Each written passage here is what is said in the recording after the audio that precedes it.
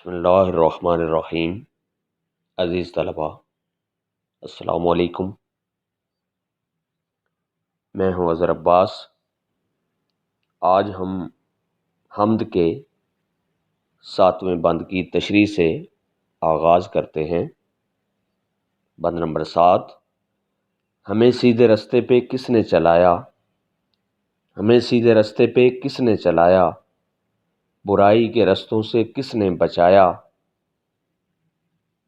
ہمارے خدا نے، ہمارے خدا نے۔ یہ بند نظم حمد سے لیا گیا ہے اور اس کے شاعر حفیظ الرحمن غازی ہیں۔ وہ اس بند میں ہمیں اس بات پر متوجہ کرتے ہیں کہ اس دنیا میں رہنے کے لیے بھی انسانوں کا باشعور، سمجھدار ہونا ضروری ہے اور ہدایت کے راستے پر چلنا بھی لازمی ہے۔ اور اگلے جہان کا تو دار و مدار ہی اس بات پر ہے کہ ہم نے اپنی یہ دنیا کیسے گزاری۔ اگر یہاں برے اعمال کیے تو اس دنیا میں نجات اور بخشش مشکل ہوگی۔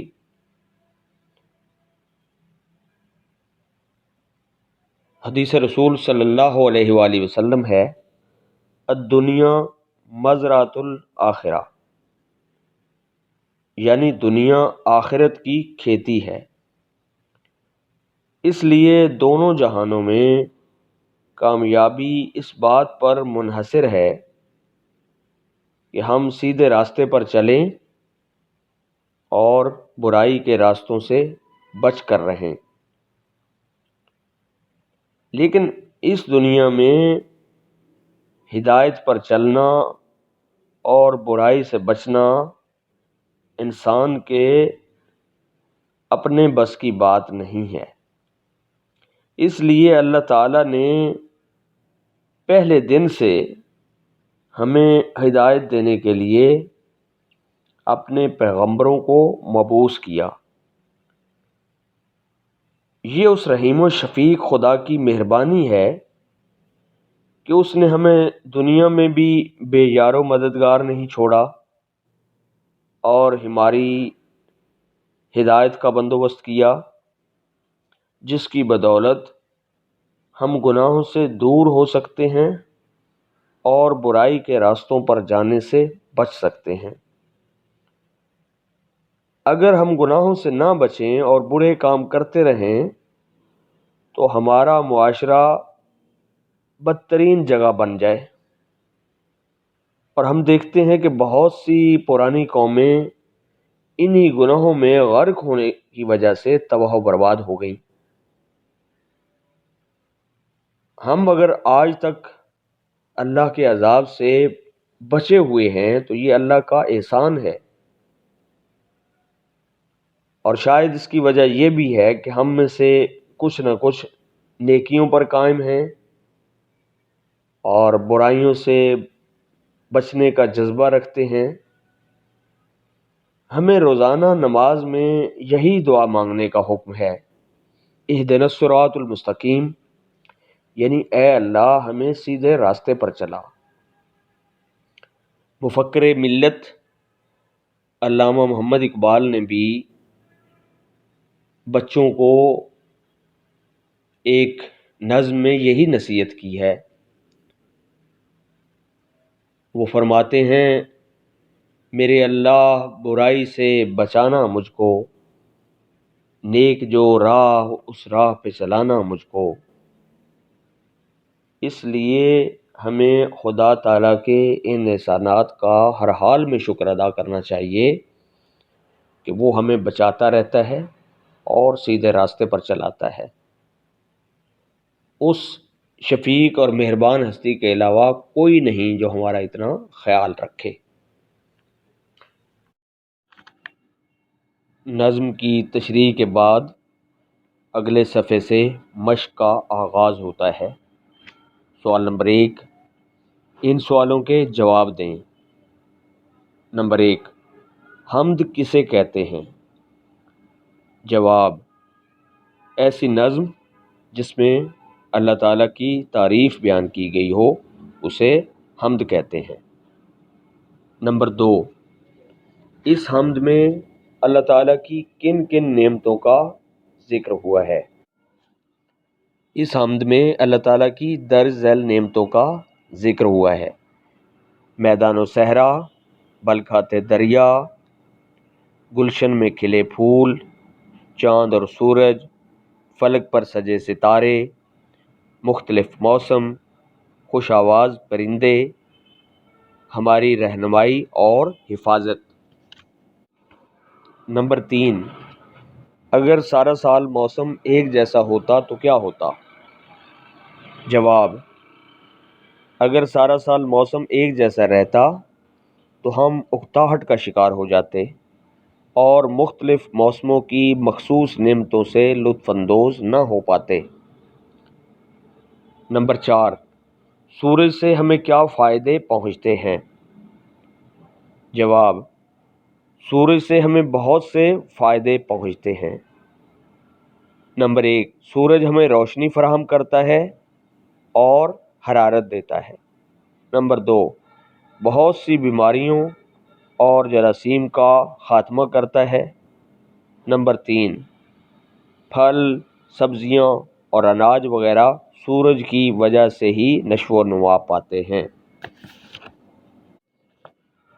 سوال نمبر 1 کا 5واں جز، سیاہی کے پردے اٹھانے سے کیا مراد ہے؟ جواب، سیاہی کے پردے اٹھانے سے مراد ہے رات کی تاریکی کو دن کے اجالے میں بدلنا۔ نمبر 6، آسمان پر چمکتے ستارے آپ کو کیسے لگتے ہیں؟ جواب، آسمان پر چمکتے ستارے دل کو بہت لبھاتے ہیں اور ایسے لگتا ہے جیسے کسی نے سیاہ چادر پر سفید موتی ٹانک دیے ہوں۔ سوال نمبر 2، سورۃ فاتحہ کی وہ آیت اور اس کا ترجمہ لکھیں جس میں ہم اللہ تعالیٰ سے دعا کرتے ہیں کہ وہ ہمیں سیدھے راستے پر چلائے اور بھٹکنے سے بچائے۔ آیت آپ کے سامنے آ رہی ہے اور اس کا ترجمہ یہ ہے، اے اللہ ہمیں سیدھے راستے پر چلا، ان لوگوں کے راستے پر جن پر تیرا انعام نازل ہوا ہے، اور ان لوگوں کے راستے سے بچا جن پر تیرا غضب نازل ہوا، یا جو گمراہ ہوئے۔ سوال نمبر 3، کالم الف میں دیے گئے ہر مصرعے کا دوسرا مصرع کالم بے میں تلاش کریں اور اسے دی گئی مثال کے مطابق کالم جیم میں لکھیں۔ کالم الف اور کالم بے میں اشعار بے ترتیبی کے ساتھ لکھے ہوئے ہیں۔ ہمیں کالم الف میں سے ایک مصرع لے کر کالم بے میں سے دوسرا مصرع تلاش کر کے اسے کالم جیم میں سامنے لکھنا ہے۔ ایک مثال انہوں نے دی ہوئی ہے کتاب والوں نے۔ آپ سب سے پہلے دیکھیے، یہ میدان و صحرا بنائے ہیں کس نے، اور کالم بے سے لفظ جو مصرع چن کر لکھا ہوا ہے، یہ بلکھاتے دریا بہائے ہیں کس نے۔ اسی اصول کے تحت آپ دیکھیے دوسرا، یہ گلشن میں پھولوں کی رنگی قطاریں، یہ گلشن میں پھولوں کی رنگی قطاریں، اور اس کے سامنے آئے گا بکھیری ہیں کس نے چمن میں بہاریں۔ نمبر 3 پہ، یہ چاند اور سورج بنائے ہیں کس نے،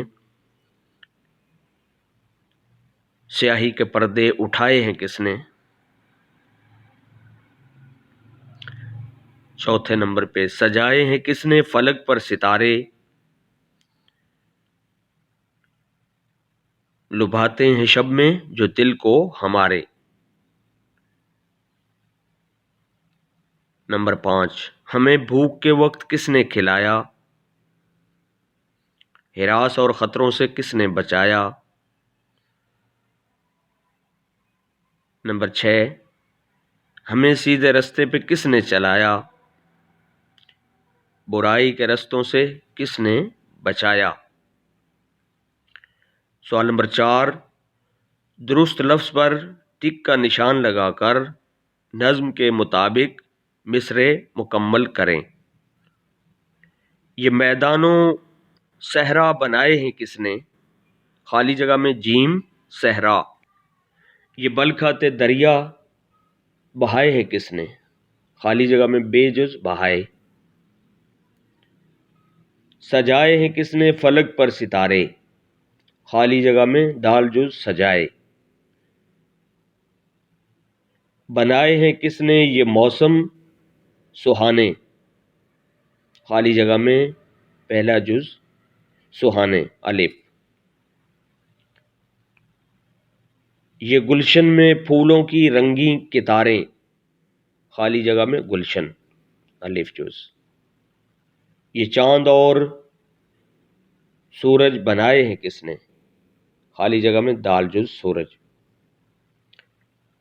سوال نمبر 5، ایک پیراگراف میں ان نعمتوں کا ذکر کیجئے جو اللہ تعالیٰ نے انسان کو عطا کی ہیں۔ یہ ساری نعمتیں نظم کے مختلف بندوں میں پھیلی ہوئی ہیں، جن میں ہمارے لیے میدان و صحرا بنانا ہے، اور اس کے علاوہ بلکھاتے دریا بہانا، گلشن میں پھولوں کی رنگی کتاریں، چمن میں بہاروں کا موسم، چاند اور سورج بنا کر ہمارے لیے روشنیوں کا انتظام کر دینا، سیاہی کے پردے اٹھا دینا، آسمان پر ستارے سجانا جو ہمارے دل کو اچھے لگتے ہیں، اچھے موسم بنانا، پرندوں کی خوشنما خوبصورت آوازیں پیدا کرنا، بھوک کے وقت کھانا کھلانا، اور خطروں اور ڈر سے بچانا، سیدھے راستے پر چلانا، برائی کے راستوں سے بچانا، یہ ساری اللہ تعالیٰ کی نعمتیں ہیں۔ سوال نمبر 6، کالم الف میں دیے گئے الفاظ کے ہم معنی الفاظ کالم بے میں دیے گئے ہیں۔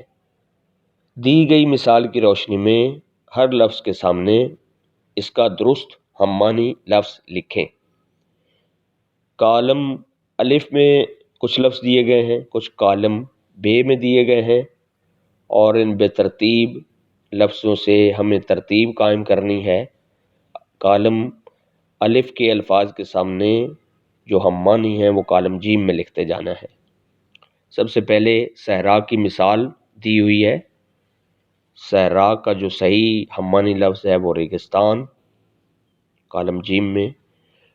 گلشن باغ، پھول گل، چاند مہتاب، سورج آفتاب، ستارے نجوم، فلک آسمان، ہراس ڈر۔ آج کا سبق مکمل ہو گیا۔ شکریہ، والسلام، خدا حافظ۔